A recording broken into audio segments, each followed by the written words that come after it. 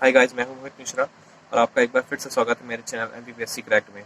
कल हमने कुतुबुद्दीन ऐबक के बारे में बात की थी। दिल्ली सल्तनत का पहला टॉपिक स्लेव डायनेस्टी स्टार्ट किया था। उसके पहले रूलर के बारे में हमने कल पढ़ा था। अब आगे बढ़ेंगे।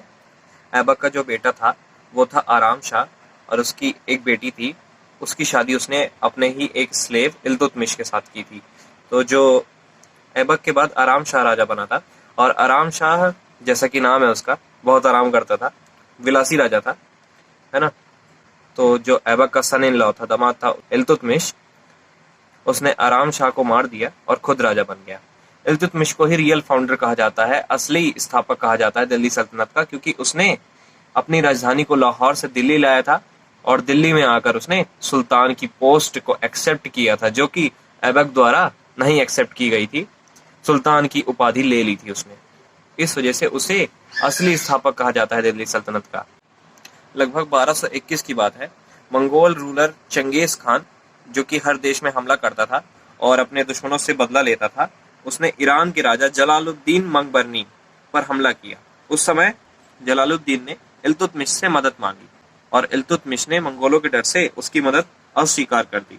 वो जानता था कि मंगोल उसके राज पर भी हमला करेंगे अगर वो जलालुद्दीन की मदद करता है। इस वजह से उसने जलालुद्दीन की मदद नहीं की। जलालुद्दीन चंगेज खान के द्वारा मारा गया और इस तरह से इल्तुतमिश ने अपने राज्य की मंगोलों से रक्षा की।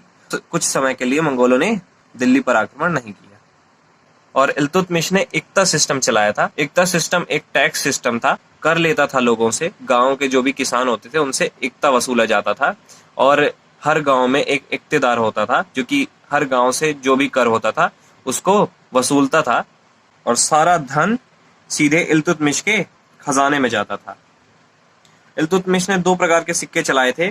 चांदी के सिक्के जिनको टिंका कहा जाता था, टका कहा जाता था, और कॉपर के या तांबे के सिक्के चलाए थे जिन्हें जित्तल कहा जाता था।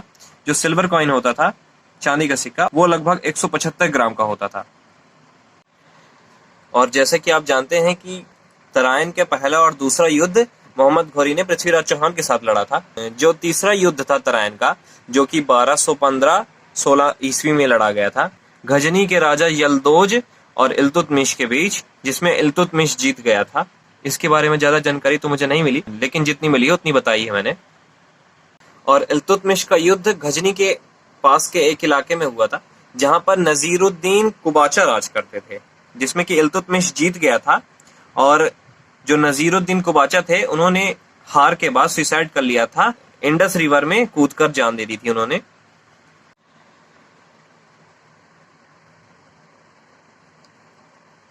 और 1229 ईस्वी में जो खलीफा थे उन्होंने खिलत व प्रमाण पत्र, एक प्रमाण पत्र बनाया था जो कि सर्वश्रेष्ठ राजा को दिया जाता था।